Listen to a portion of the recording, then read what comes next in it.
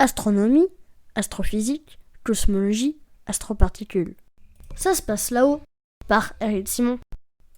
GJ 887 est une étoile naine rouge, comme il en existe beaucoup dans notre galaxie, mais celle-ci se trouve à 10,7 années-lumière, et on vient de découvrir qu'elle possède au moins 2 planètes de type super-Terre, une masse comprise entre la masse de la Terre et la masse de Neptune. La particularité de GJ 887, outre sa proximité relative, est sa faible activité. L'atmosphère de ces 2 super-Terres va pouvoir être étudiée de près. L'étude est parue dans Science. Sandra Jeffers de l'université de Göttingen et ses collègues internationaux ont détecté ce système planétaire non pas par la méthode du transit, où l'on détecte la faible baisse de luminosité d'une étoile produite par le passage de planètes, mais par la méthode de la variation de vitesse radiale, dans laquelle l'influence gravitationnelle des planètes sur le mouvement de leur étoile est observée dans la vitesse radiale de l'étoile, rapprochement-éloignement, via l'effet Doppler qui décale les raies spectrales. Dans les longueurs d'onde du visible, GJ 887 est la naine rouge la plus brillante du ciel. Il faut dire que c'est la 12e étoile la plus proche du Soleil. Ça aide. Et c'est une naine rouge assez massive pour une étoile de son type, 0,49 masse solaire, pour un rayon de 0,47 rayons solaires, ce qui a pu être mesuré en interférométrie grâce à la proximité de l'étoile. Et ça en fait la naine rouge la plus massive du voisinage du Soleil, dans un rayon de 20 années-lumière. Et les astrophysiciens mesurent l'activité de l'étoile en évaluant la fluctuation de sa luminosité dans le temps. Celle-ci ne varie que de 0,05%, 500 parties par million.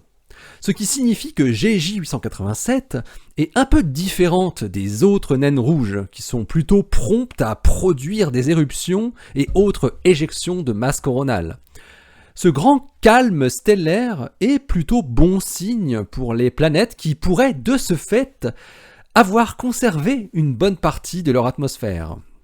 Les astronomes sont certains d'avoir trouvé 2 super-Terres autour de GJ 887, et potentiellement aussi une 3e planète située un peu plus loin de l'étoile. Les 2 grosses planètes ont une période orbitale respectivement de 9,26 et 21,78 jours. La 3e, la candidate, quant à elle, mettrait environ 50 jours pour parcourir son orbite. On comprend pourquoi elle est plus difficile à mettre en évidence. Les 2 planètes de type super-Terre sont trop proches de GJ 887 pour arborer de l'eau liquide, une température de 468 Kelvin et 352 Kelvin, mais pas la 3e si son existence se confirme. Les 2 super-Terres, GJ 887b et GJ 887c, reçoivent en effet 7,9 et 2,6 fois plus d'énergie de leur étoile que ce que nous recevons du Soleil. Leur masse est déterminée par Jeffers et ses collaborateurs, mais il s'agit seulement d'une masse maximale, car elle dépend de l'inclinaison des orbites, qui n'est pas connue. Cela donne pour GJ 887b une masse maximale de 4,2 plus ou moins 0,6 masse terrestre, et pour GJ 887c, elle vaut 7,6 plus ou moins 1,2 masse terrestre. Selon les chercheurs, un tel système multiplanétaire, faisant apparaître au moins 2 super-Terres, est cohérent avec les modèles de formation planétaire. Ces modèles montrent typiquement la formation de chaînes de planètes emprisonnés entre guillemets au départ dans des modes de résonance orbitale et qui peuvent par la suite migrer vers la région interne du système au plus proche de l'étoile. En fonction de là où elles se sont formées dans le disque protoplanétaire, elles peuvent avoir accrété soit de grandes quantités de glace d'eau ou soit juste des roches de type silicate. GJ887b et GJ887c peuvent donc contenir beaucoup d'eau ou très peu, et être sensiblement différentes entre elles. À la fin de vie du disque protoplanétaire qui les a vues naître, les chaînes de résonance des planètes peuvent rester stables, à l'image du système multiple de TRAPPIST-1, ou bien peuvent devenir instables, menant à des collisions et à des configurations non résonantes. Le système de GJ887 semble être dans cette dernière configuration, selon Jeffers et ses collègues.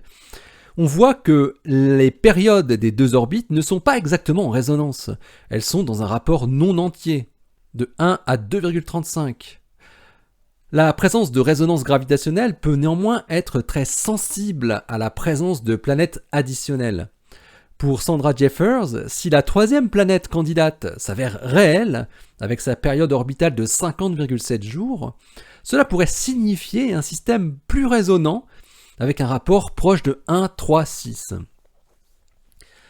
De par sa distance de 10,7 années-lumière, ce nouveau système stellaire est donc l'un des plus proches de chez nous, et va devenir sans aucun doute un laboratoire de choix pour étudier l'atmosphère des planètes de type super-Terre, notamment grâce aux observations en infrarouge très détaillées du futur télescope spatial Webb.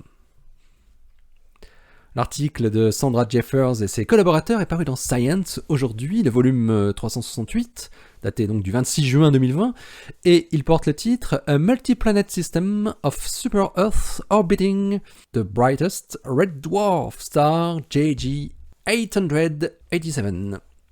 Allez, d'ici la prochaine, portez-vous bien, restez bien les yeux vers le ciel et les pieds sur terre. Allez, salut!